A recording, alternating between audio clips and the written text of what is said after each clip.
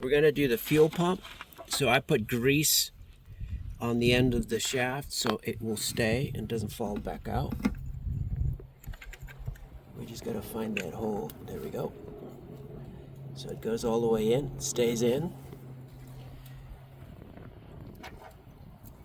Then I've got this plate that goes in next, and I do it loose so I can fiddle with this. I've already run a tap through these threads.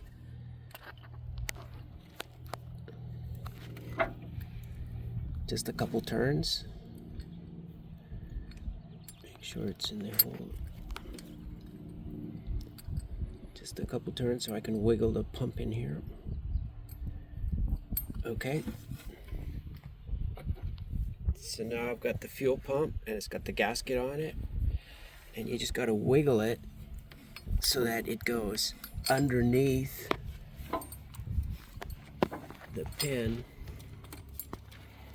and then you start screwing it in. So we lucked out that this engine, the way it was turned, that rod was up in the cam and not down. There's been times where I've had to rotate it just to make it easier. And now we're just gonna finger tight this.